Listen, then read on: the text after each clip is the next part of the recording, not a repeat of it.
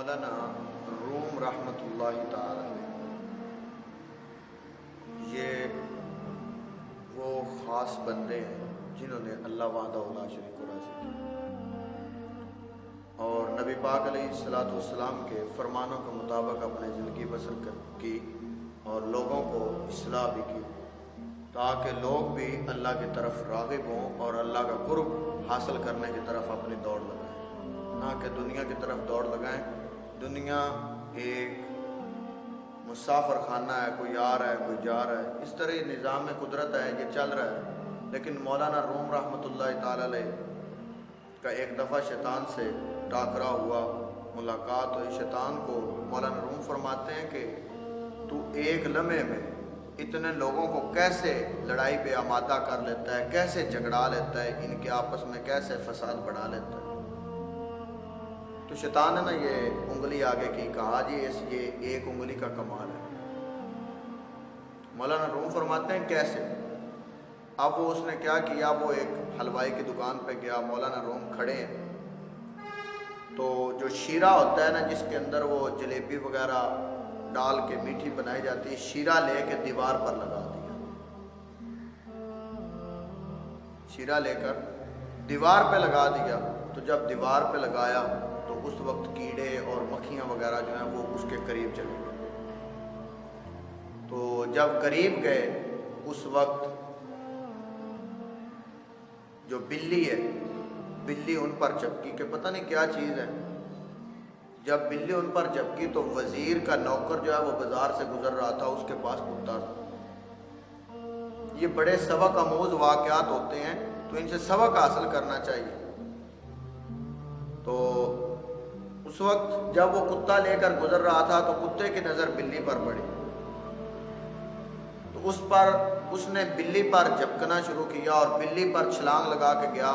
بلی اندر بھاگ گئی تو آگے سے وہ حلوائی کا جو شیرہ تھا وہ سارا گر گیا، سب چیزیں جو ہیں گر گئیں، تو وہ نیچے زمین پر بہہ رہا ہے۔ اب مولانا روم رحمۃ اللہ تعالی علیہ کھڑے ہو کر دیکھ رہے،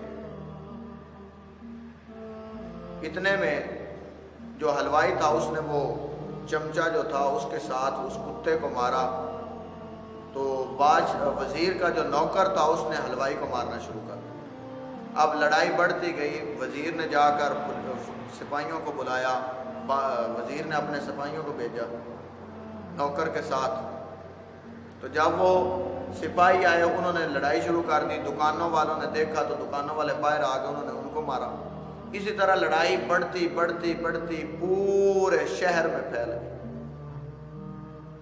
تو مولانا روم فرماتے ہیں کہ یہ کیسا کمال ہے؟ اس نے کہا جی یہ اندر والا ہے کہ اس کے اندر میں غصہ رکھ دیتا ہوں۔ غصہ اللہ تبارک و تعالیٰ نے ہر انسان کے اندر غصہ رکھا ہے، تو جو اس کو پی جاتا ہے والقاظمین الغیظ، جو اپنے غصے کو پی لیتا ہے اللہ تبارک و تعالیٰ اس پر رحم فرماتا ہے، اسے اپنا قرب نصیب کرواتا ہے، اپنا قرب دیتا ہے۔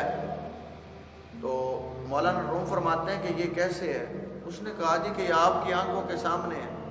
جب انسان غصے میں آتا ہے تو لڑائی جھگڑے ہوتے ہیں، تو جس انسان کے اندر غصہ جو ہے قابو پانے کی صلاحیت نہ ہو، قابو نہ پا سکتا ہو، اسے مجھے بھڑکانے کی ضرورت نہیں، وہ خود بخود بھڑک جاتا ہے۔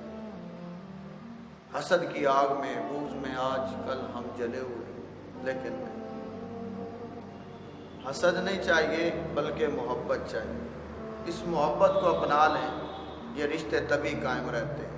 اگر آپ کسی کے ساتھ رشتہ نبھانا چاہتے ہیں تو حسد کو چھوڑ دیں، بغض کو چھوڑ دیں، محبت دل میں بسائیں تو رشتے خود بخود جو ہے نبھائے جاتے ہیں۔ ان میں کمی بیشی نہ آنے دیں۔ اپنے بھائیوں کے ساتھ، اپنی بہنوں کے ساتھ، اپنے والدین کے ساتھ، اپنے عزیز و اقربا کے ساتھ، اپنے دوستوں کے ساتھ پیار محبت جو ہے وہ بانٹیں، تو اس وقت جا کے آپ کی زندگی بہترین بن جائے گی۔ اور پھر آپ غصہ جب آپ کو آئے، مولا علی رضی اللہ تعالیٰ عنہ آپ فرماتے ہیں کہ سب سے بہترین اور اکمل انسان وہ ہے جو اپنے غصے کے وقت خود پر قابو پائے۔ میرے حضور نبی پاک علیہ الصلوۃ والسلام کی بے شمار احادیث ہیں کہ جو غصے پر قابو پا گیا گویا وہ اللہ کا قرب حاصل کر گیا۔